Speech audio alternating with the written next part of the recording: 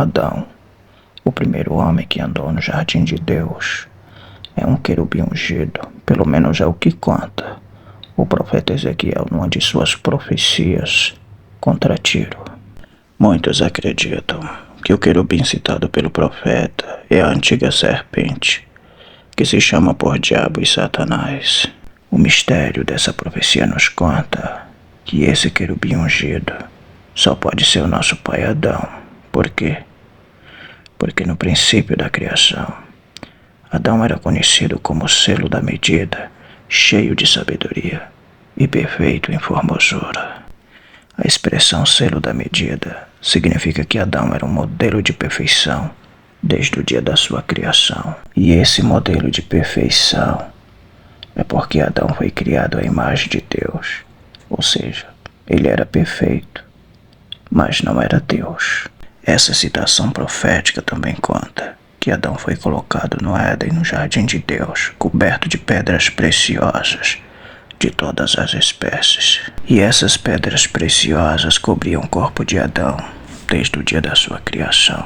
E é por isso que muitos acreditam que essas pedras faziam parte da pele de Adão.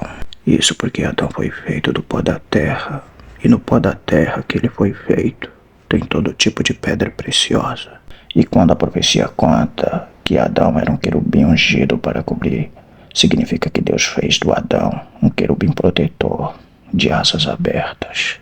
Isso porque Deus colocou Adão no jardim do Éden para o lavrar e o guardar. Ou melhor, Adão foi investido de autoridade por meio da unção de Deus para proteger a sua criação. E ele foi perfeito nos seus caminhos desde o dia que foi criado até o dia que se encontrou a iniquidade nele.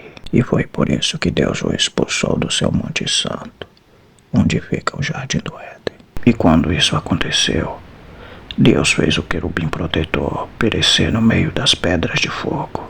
E isso porque antes de pecar, Adão andava no meio das pedras de fogo e não se queimava. Mas depois que caiu na iniquidade, pereceu.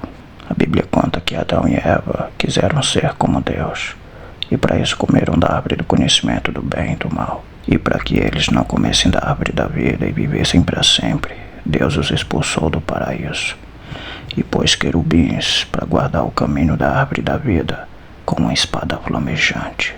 A profecia também conta que em vez de negociar com Deus, Adão preferiu negociar com a antiga serpente.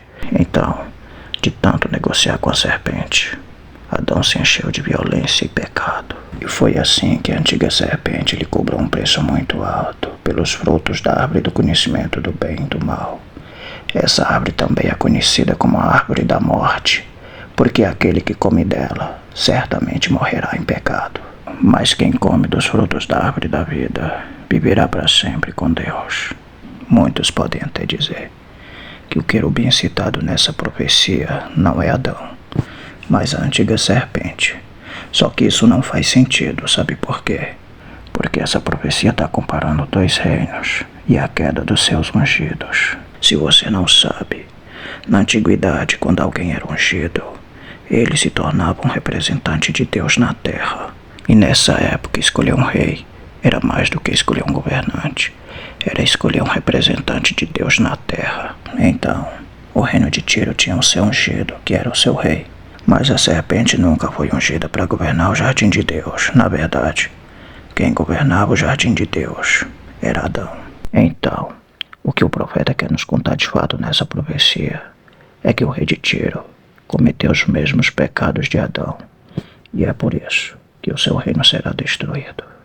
A Bíblia conta que assim como Adão e Eva, o rei de Tiro também queria ser como Deus. E esse rei era repleto de sabedoria e de entendimento, assim como o primeiro homem que viveu no jardim de Deus. E o rei de Tiro também fez comércio para aumentar o seu poder, assim como Adão e Eva fizeram com a serpente. E foi por isso que as mais terríveis dentre as nações desceram contra o reino de Tiro e o fizeram perecer. E o fizeram perecer do mesmo modo que Adão e Eva pereceram no pecado, no meio das pedras de fogo. O mistério dessa profecia não é apenas contra o reino de Tiro, mas é contra todos os filhos e filhas de Adão, que não se afastam da iniquidade. Então, se você não quer perecer, coma dos frutos da árvore da vida, para que teus dias sejam eternos do lado de Deus.